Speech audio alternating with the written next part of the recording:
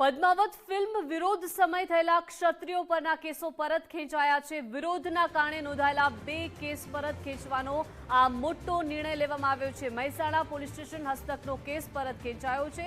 Vijapur police station હસ્તકનો case પણ પરત ખેંચાયો છે।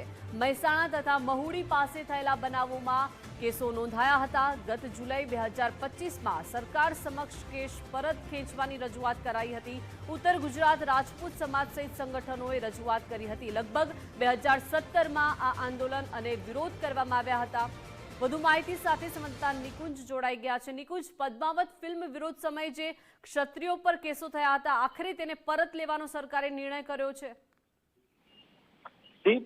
પદ્માવત ફિલ્મ સમયે ક્ષત્રિય સમાજની લાગણીને ઠેસ પહોંચે તે પ્રકારનું ફિલ્મ ડિરેક્શન હોવાના મુદ્દાને લઈને રાજ્યભરની અંદર ઠેર ઠેર આ ફિલ્મનો વિરોધ થયો હતો। થિયેટરો સામે વિરોધ પ્રદર્શન પણ નોંધાયા હતા અને તે સમયે જે રાજ્ય સરકાર દ્વારા કેસો કરવામાં આવ્યા હતા તે પૈકીના 2 કેસો રાજ્ય સરકારે પરત ખેંચ્યા છે। મહત્વનું છે કે ગત જુલાઈ મહિનામાં ક્ષત્રિય સમાજના આગેવાનો દ્વારા ઉત્તર ગુજરાત ક્ષત્રિય સમાજના મંડળો દ્વારા રાજ્ય સરકારને આ કેસો પરત ખેંચવા માટેની રજૂઆત કરવામાં આવી, જેને ધ્યાનમાં રાખીને નેતા જયરાજસિંહ પરમાર જોડાઈ ગયા છે। જયરાજભાઈ, સ્વાગત છે ગુજરાત ફર્સ્ટમાં। જે રીતે પદ્માવત ફિલ્મ વિરોધ સમયે ક્ષત્રિયો પર જે કેસ થયા હતા, સરકારે આખરે નિર્ણય લીધો છે આ તમામ જે કેસ છે તેને પરત લેવાનો। સરકારના આ નિર્ણયને આપ કઈ રીતે જોઈ રહ્યા છો? હું આપને થોડી પૃષ્ઠભૂમિની વાત કરું તો ગુજરાત ફર્સ્ટના પ્રતિષ્ઠિત માધ્યમથી એક વાત કહું છું કે 2017ની અંદર સંજય લીલા ભણસાલીની એક ફિલ્મ આવી હતી।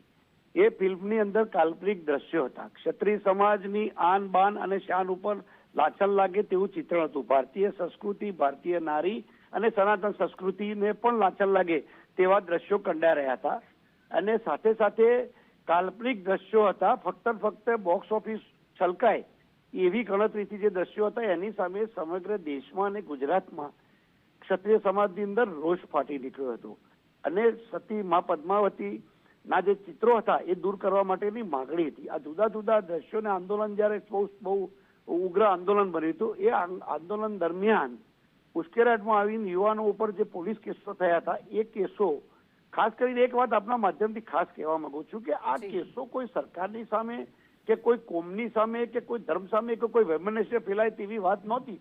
ફક્ત ક્ષત્રિય સમાજના અસ્મિતાનો મુદ્દો હતો અને આંદોલન ચાલ્યું હતું અને તોફાનો પણ થયા હતા। એટલે એની સામે જે સરકારના કેસો હતા એટલે કાળક્રમે જુદા જુદા તત્કાલીન સરકારો વખતે પણ એની રજૂઆતો થઈ હતી।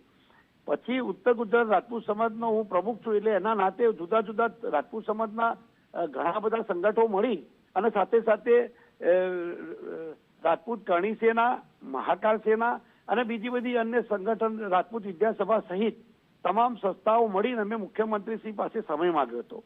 મુખ્યમંત્રીશ્રીએ તત્કાલીન ગૃહમંત્રી અને કાયદા મંત્રી ઋષિકેશભાઈ પટેલ અને હર્ષભાઈ સંઘવી સાહેબને જણાવ્યું હતું કે ભાઈ આમની સાથે વાતચીત કરો। એટલે અમે સ્વર્ણિમ સંકુલ નર્મદા હોલની અંદર એક મોટી 700 થી 1000 જણની સમગ્ર સંસ્થાના હોદ્દેદારો, પ્રમુખ સેક્રેટરી અને આગેવાનો ની સાથેની બેઠક થઈ હતી। એની તલસ્પર્શી અભ્યાસ કર્યા પછી રજૂઆત કરી હતી અને એ વખતે તત્કાલીન ગૃહમંત્રી હર્ષભાઈ સંઘવી સાહેબ અને ઋષિકેશભાઈ પટેલ સાહેબ કાયદા મંત્રી તરીકે બંને સાંભળી અને મુખ્યમંત્રીશ્રીને રિપોર્ટ આપ્યો હતો। મુખ્યમંત્રીશ્રીએ પણ અમને ઓક્ટોબરમાં એમના બંગલે તમામ આગેવાનો બોલાવ્યા હતા અને સૌહાર્દપૂર્ણ અમારી બેઠક થઈ, ખાતરી આપી હતી કે ગુણદોષના આધારે અમે આગળ વધીશું। જે પછી જુદા જુદા 3 કેસની અમે રજૂઆત કરી હતી, જેમાં લગભગ 17-18 જેવા કેસ થતા હતા। એમાં ઉત્તર ગુજરાતમાં બે ગુનામાં 11 કેસ હતા FIR, જેનું નામદાર કોર્ટે CRPC 321 હેઠળ કોર્ટમાં વકીલે મૂક્યું હતું। એના આધારે કાલે નામદાર કોર્ટે અને માન્ય રાખી છે સરકારની અરજી અને કેસોની અંદર નિર્દોષ છોડી મૂકવાના અને કેસો પરત ખેંચવાનો નિર્ણય કર્યો છે। એટલે ઉત્તર ગુજરાતની અંદર એક વિજાપુર પોલીસ સ્ટેશન અને બીજું મહેસાણા પોલીસ સ્ટેશન, એમ બેના જે છૂટા જે 11 FIR હતી એ પાછી ખેંચી છે। એટલે સમગ્ર ગુજરાતનો ક્ષત્રિય સમાજ, ઉત્તર ગુજરાત રાજપૂત સમાજની તમામ સંસ્થાઓ, રાજપૂત કરણી સેના, મહાકાળ સેના અને બીજી બધી અન્ય સેનાઓ પણ અને સંસ્થાઓ પણ આદરણીય ભૂપેન્દ્રભાઈ પટેલ સાહેબનો, હર્ષભાઈ સંઘવી સાહેબનો, ઋષિકેશભાઈ પટેલ સાહેબનો અને તત્કાલીન ગૃહમંત્રી શ્રી પ્રદીપસિંહજી જાડેજાનો આભાર માને છે। જી। બિલકુલ જયરાજસિંહ, આભાર ગુજરાત ફર્સ્ટ સાથે જોડાયા તે બદલ. એટલે જયરાજસિંહ પરમાર સરકારનો આભાર માની રહ્યા છે.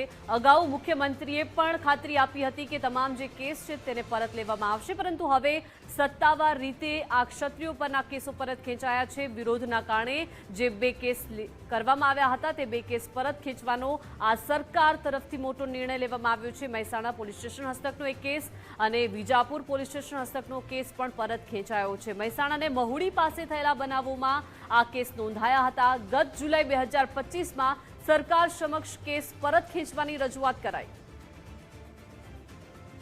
તો આપણી સાથે અજયસિંહ રાજપૂત જોડાઈ ગયા છે, ક્ષત્રિય અગ્રણી.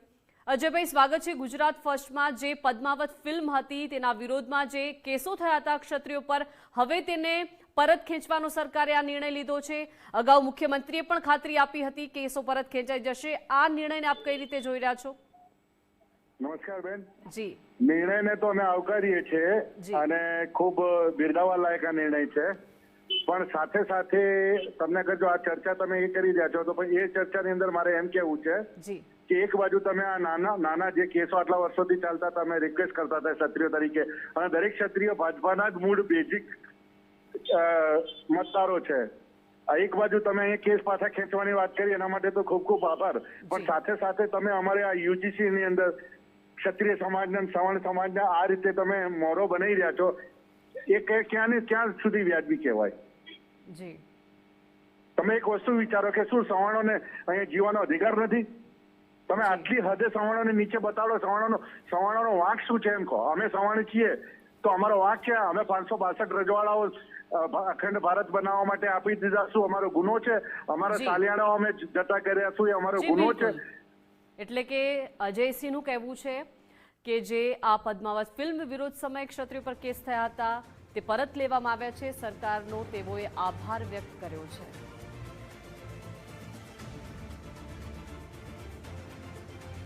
તો પદ્માવત ફિલ્મ 2017માં વિરોધ પ્રદર્શન થયા હતા, પરંતુ અગાઉ 2025માં તમામ અગ્રણીઓ મુખ્યમંત્રીને મળવા માટે પહોંચ્યા હતા, રજૂઆત કરી હતી. આ જે કેસ હતા તેને પરત ખેંચવા માટે, અને આખરે હવે આ ક્ષત્રિયો પરના કેસો પરત ખેંચાયા છે.